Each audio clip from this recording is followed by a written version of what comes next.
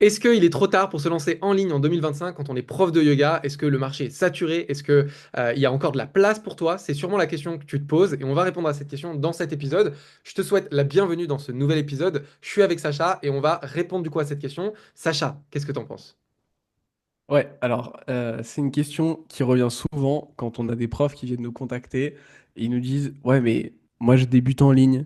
Et ça peut être tout type de profs. Ça peut être des profs qui démarrent complètement leur enseignement. Ça peut être des profs qui enseignent des fois depuis 30 ans en présentiel. Des profs qui sont en reconversion, qui n'ont pas forcément d'audience. Enfin, on a tout, tout, tout, tout, tout. Et souvent on nous dit, euh, ouais, mais est-ce que c'est pas trop tard? Il y a déjà trop d'offres, il y a trop de profs, bah, c'est trop, je vais pas y arriver. Et ce que je réponds souvent, euh, c'est, je dis à la personne, à ton avis, qu'est-ce qui fait que moi aujourd'hui, ça fait des années que je peux vendre des programmes à plusieurs milliers d'euros parfois. On a un panier moyen sur mon programme vraiment d'accompagnement à peu près à 1 200 euros. Qu'est-ce qui fait ça? Et qu'est-ce qui fait que tous les jours il y a des gens qui viennent?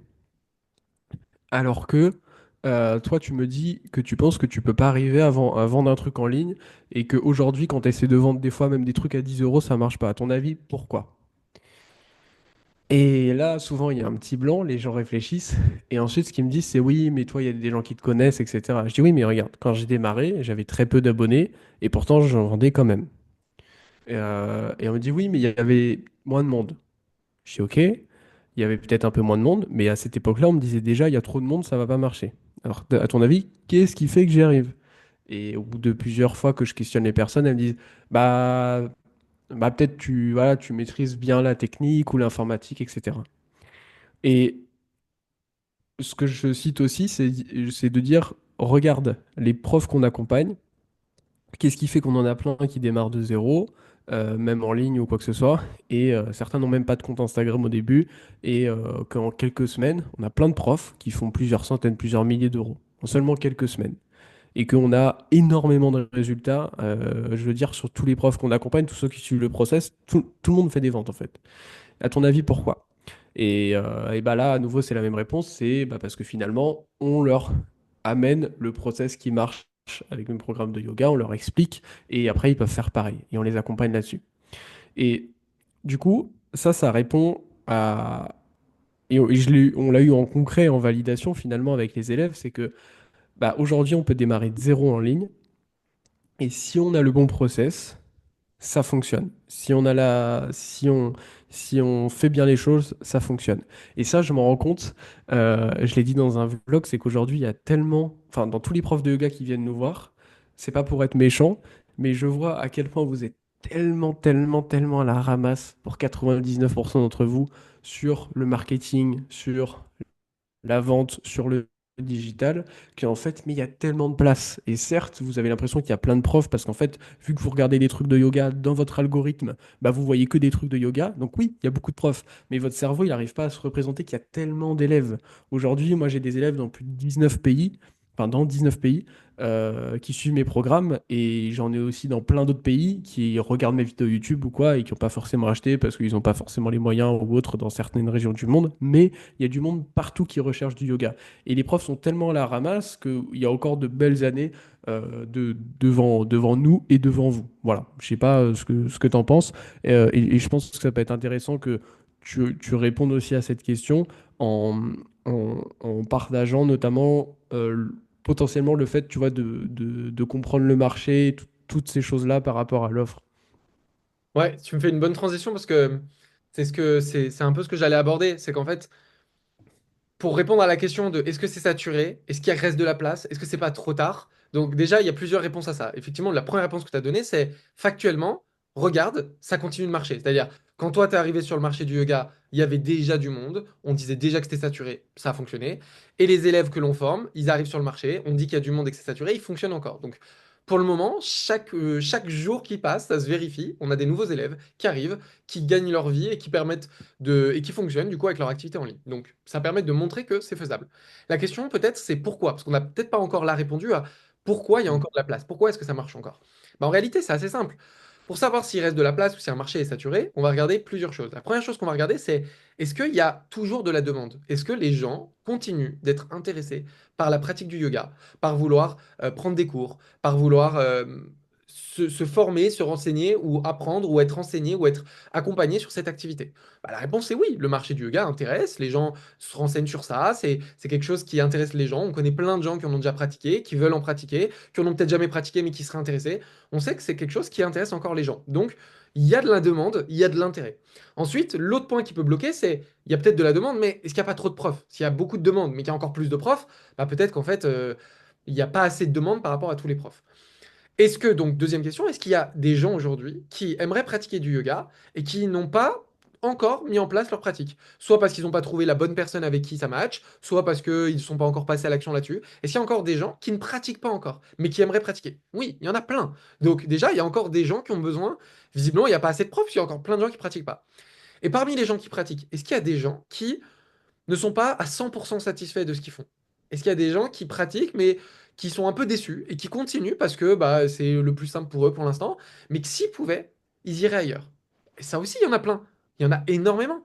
Donc, en fait, tant qu'il y a ces variables-là, tant qu'il y a au moins la première et l'une des deux autres, il y aura toujours une place pour se lancer sur le marché. C'est-à-dire, tant qu'il y a des gens qui sont en demande de l'activité et qui soit n'ont pas actuellement chaussures à leurs pieds parce qu'ils ont juste personne pour leur faire l'activité, ou alors ils ont quelqu'un, mais l'activité leur convient pas à 100%, ou on pourrait leur convenir mieux différemment, il y aura encore de la demande et il y aura encore du besoin. Je me souviens d'une phrase, je sais pas si tu vas vouloir développer dessus, mais je me souviens d'une phrase que tu m'avais partagée il y a longtemps, je pense que c'était en 2022, où Voilà.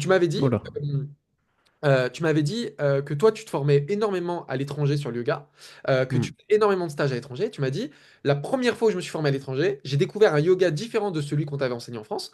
Et tu m'as dit, ce yoga-là, ça a été une révolution à l'époque, c'était génial. Et en fait, en France, je ne connaissais personne qui l'enseignait. Donc, en fait, tu m'as dit, Hmm. mais il faut que je l'enseigne. En fait, il faut que les gens qui ne parlent pas anglais ou qui ne connaissent pas ces contenus-là le découvrent. Et donc, et ça sera sans fin. Je veux dire, le yoga se développe toujours, les pratiques se développent toujours, les gens évoluent toujours. Ça sera sans fin. Donc, je sais pas si tu veux rebondir sur ça parce que c'est toi qui me l'as dit. Donc, Ouais, ouais, c'est vrai que moi j'ai suivi très très peu de choses en français en soi. J'ai suivi beaucoup plus de choses en anglais, que ce soit par des Américains ou autres. Mais en fait, un point qui est très important, c'est qu'aujourd'hui, régulièrement, quand il y a des profs de yoga qui viennent nous voir, des fois ils me disent, ah ouais, je suis telle méthode ou tel truc de yoga. Et il y a plein de trucs que moi je connais pas, alors que pourtant je suis prof de yoga et en fait j'ai jamais entendu parler parce qu'il y a plein de méthodes, plein de manières d'apporter les choses. Et au-delà de ça, là où il faut vraiment dans sa tête faire une séparation, c'est se dire que si aujourd'hui vous voulez en ligne vendre des cours de yoga, ouais, ça va être galère. Parce que là, vous rentrez dans la concurrence de tous les profs de yoga, qui par exemple, si vous voulez vendre des cours, je sais pas, de Hatha Yoga, Vinyasa, bah, il y a des milliers de profs qui font pareil en gros, et là, ça va être compliqué. Ça va être très dur. Par contre, il faut se dire dans ma tête, j'arrête de vendre des cours de yoga. Et pas j'arrête de vendre des cours de yoga juste pour vendre des programmes. C'est pas ça. Parce qu'on parle souvent de programmes. Si vous voulez d'ailleurs savoir la méthode qu'on met en place, vous avez un lien dans la description de cette vidéo. Mais au-delà de ça, il faut dissocier les cours de yoga, hatha, vinyasa, etc. Comme un coach sportif pourrait dissocier je vends des cours de muscu ou enfin de personal training ou alors des cours de step ou peu importe. Et on différencie de je réponds à un besoin, à un désir, à un problème de personne. C'est-à-dire qu'au lieu de dire je vends des cours, par exemple, de yoga sur chaise, on va pouvoir dire j'accompagne euh, les, j'accompagne les seniors à remettre du mouvement dans leur quotidien et à enlever leur douleur grâce au yoga sur chaise. Et là, on change complètement le paradigme parce qu'en fait, on n'est plus du tout dans je vends tel type de cours qui en soi va être comparé à tout, mais on va apporter un résultat, une transformation à des personnes qui ont un besoin spécifique. Pareil, le yoga, ça peut aider à gérer le stress, mais on va pas vendre juste des cours, par exemple, de méditation. On va apporter un accompagnement pour, par exemple, les cadres stressés. OK? Et c'est vraiment ça qui va faire la différence, c'est faire cette distinction entre je ne vends plus des cours, mais qui c'est que je vais aider et comment je vais les aider. ouais, je, Voilà. je vais rebondir un peu là-dessus parce qu'en plus, c'est un sujet que on a traité hier en coaching de groupe de l'académie. Donc, dans l'académie, toutes les semaines, il y a des coachings de groupe sur lesquels on regarde la manière dont nos profs de yoga communiquent leurs offres et de voir justement, est-ce qu'ils sont comme tout le monde ou est-ce qu'ils se différencient? Et c'est hyper important parce que si on vous aide pas à vous différencier, effectivement, pour vous, ça va être compliqué et vous allez vivre cette expérience de ah, le marché est saturé, personne n'est intéressé par ce que je fais. En marketing, on fera un épisode complet sur le marketing, mais pour aller rapidement Voilà. là-dessus, en marketing, on parle d'océan bleu, océan rouge. C'est cette notion dans laquelle, bah, si je suis comparable à tout le monde, bien, on va me choisir au moins cher. Alors que si je suis différent des autres, je sors du lot et les gens sont prêts à payer plus cher parce que j'apporte quelque chose que les gens n'apportent pas. Et pour donner du coup un exemple concret, hier dans le coaching de groupe, on avait du coup une personne qui partageait du coup quelqu'un qui l'appelait et quelqu'un qui au début l'appelait et se renseignait sur une pratique de yoga, de ah bah je suis intéressé par le yin yoga et donc par vos cours de yin yoga. Et en fait si on reste sur ça, bah en fait peut-être que dans sa ville, des cours de yin yoga, il y en a peut-être 3, 4, Mm. des cours comme ça. Et donc si on reste sur cette notion-là, bah, effectivement, peut-être que on va regarder quel est le moins cher ou quel est le plus près, etc. Alors que si on creuse un peu avec la personne et qu'on essaie de comprendre pourquoi elle veut faire ce cours-là, qu'est-ce qui est important pour elle, et qu'on se rend compte, par exemple, que dans ce cas-là, c'est quelqu'un qui veut développer de l'autonomie. C'est quelqu'un qui, voilà, qui a des blessures et puis qui veut développer de l'autonomie. Bah là, ça devient hyper intéressant parce que on peut on peut changer la manière dont on communique et de lui dire, mais nous, on va pouvoir t'aider sur ton besoin spécifique. Et on va pas du coup lui vendre tel type de yoga, telle séance, tel cours collectif. On va pouvoir lui proposer en lui disant, écoute, là, ce que l'on peut faire, c'est te permettre d'obtenir du coup ce que tu veux, c'est de te proposer un accompagnement qui va te permettre de développer ton autonomie, de pouvoir bah voilà, tenir sur tes jambes, avoir de l'équilibre, avoir de l'énergie. Et ça n'a pas le même prix, ça n'a pas la même valeur que juste un cours lambda que tout le Mm. monde part comparé à quelque chose où on me dit ça va résoudre ton problème. Donc c'est vraiment, c'est aussi ça qui va nous permettre de nous différencier et qui va faire en sorte qu'on ne soit pas tous comparables, mais qu'on sorte du lot et qu'il y ait des personnes qui soient attirées par ce qu'on dit. Et pour terminer, un point qui est aussi très important, c'est que oui, il y a plein de choses à faire encore en ligne en 2025, en 2026, même en 2030. Par contre, il y a un point qu'on n'a pas évoqué, qui est primordial, mais encore une fois, vu que pour nous c'est inconscient, on n'y pense pas forcément. J'y ai pensé à la fin là, c'est il faut par contre maîtriser les outils marketing digitaux, etc.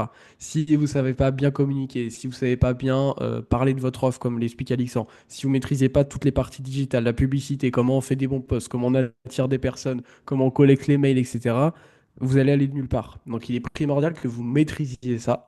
Donc soit vous vous débrouillez de votre côté, vous cherchez, vous passez des mois, des années, soit vous pouvez condenser plus de 15 ans d'expérience avec les différents membres qu'il y a dans l'Académie du yoga et prendre un rendez-vous avec nous sous cette vidéo. Ce rendez-vous, il est gratuit, ça dure 15 minutes. Il n'y a rien à vendre lors de ce rendez-vous. Pourquoi? Parce qu'on veut juste vous comprendre, vous connaître, voir si on peut vous aider. Voir si on a envie de vous aider aussi, ça c'est important, parce qu'on sélectionne chaque personne qu'on accompagne, et si c'est le cas, on pourra éventuellement vous expliquer derrière, sur un autre rendez-vous, comment on pourrait vous aider. Vous avez maintenant toutes les informations, et abonnez-vous pour ne pas louper le prochain épisode. On va vous parler de est-ce que c'est une meilleure chose ou est-ce que c'est quelque chose de très mauvais pour nos élèves quand on les accompagne en ligne.